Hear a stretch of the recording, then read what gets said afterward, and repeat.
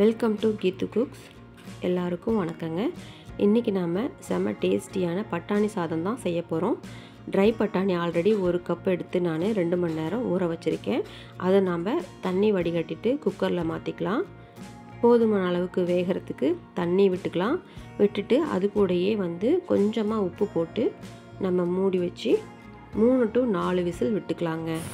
அதுலேயே வெந்துடும். இன்கேஸ் வேகலை அப்படின்னு சொன்னால் மறுபடியும் 2 விசில் விட்டுக்கலாம். இப்போ விசில்லாம் விட்டாச்சு. தம் இறங்கினது நம்ம ஓப்பன் பண்ணி பார்க்கலாங்க. வெந்திருந்தால் தேவையில்லை, இல்லைன்னா மறுபடியும் நம்ம விசில் விடுற மாதிரி இருக்கும். நல்லா வெந்திருக்குன்னு நினைக்கிறேன். வெந்திருக்குங்க. அப்போ வடிகட்டி தனியாக எடுத்து வச்சுக்கலாங்க. இப்போ நம்ம ரெசிபிக்குள்ளே போகலாம். அதே குக்கரில் 4 ஸ்பூன் அளவுக்கு எண்ணெய் விட்டுக்கலாங்க. கூடவே ஏலக்காய் 4, கிராம்பு 4, பட்டை 2 தூள் போட்டுக்கலாம். அது பொரிஞ்சதும் பெரிய வெங்காயம் 1 கட் பண்ணி சேர்த்துக்கலாங்க. சின்ன வெங்காயம் 1 கப் அளவுக்கு சேர்த்துருக்கேன். 2 வெங்காயமும் இருக்கிறதுனால டேஸ்ட்டு சூப்பராக வரும்.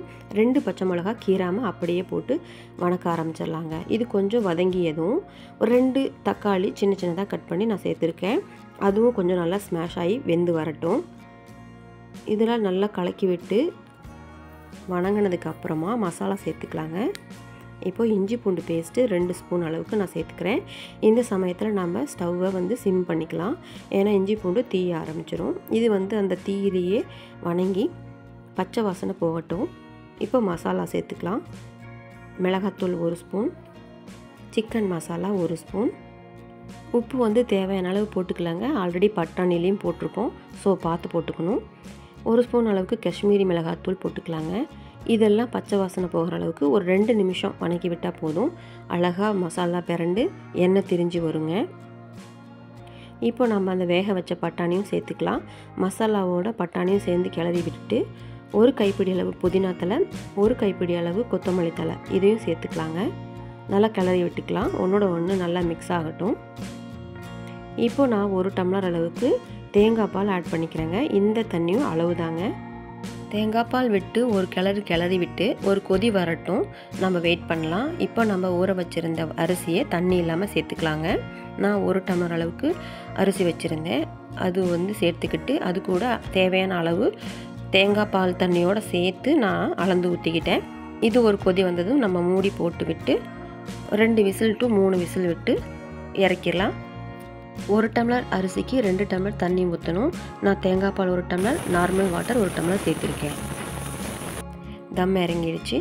சாதம் எப்படி வந்திருக்குன்னு நம்ம பார்க்கலாம். வாவ், சூப்பராக வந்திருக்குங்க. உதிரியாக அழகாக வந்திருக்கு. பார்க்குறதுக்கே சூப்பராக இருக்குது. வாங்கி வச்ச காய்கள்லாம் தீர்ந்த பிறகு வீக்லி ஒன்ஸ் ஏதாவது ஒரு நாள் நாம் என்னடா சமைக்கிறது அப்படின்னு நம்ம ஃபீல் பண்ணுவோம். அந்த மாதிரி சமயத்தில் இந்த மாதிரி வெரைட்டி ரைஸ் செஞ்சு சாப்பிட்டு பாருங்கள். டேஸ்ட் சூப்பராக இருக்கும். குழந்தைங்களுக்கு ரொம்ப பிடிக்கும். ஒருவேளை ஈஸியாக சூடாக செஞ்சு சாப்பிட்டோம்னா அதுவே ஒரு தனி அழகு தான். நீங்களும் வீட்டில் செஞ்சு சாப்பிட்டு பார்த்துட்டு கண்டிப்பாக எனக்கு கமெண்ட் பண்ணுங்கள். இந்த வீடியோ பிடிச்சிருந்தால் லைக் பண்ணி, ஷேர் பண்ணி, சப்ஸ்கிரைப் பண்ணுங்கள் ஃப்ரெண்ட்ஸ். உங்களோட ஒவ்வொரு லைக்ஸும், சப்ஸ்கிரைப்ஸும், ஷேரிங்கும் என்னோடய லைஃப்பில் ரொம்ப ரொம்ப மைல்ஸ்டோனாக இருக்கும். Thank you so much friends. Next வீடியோவில் உங்களை நான் சந்திக்கிறேன். பாய்.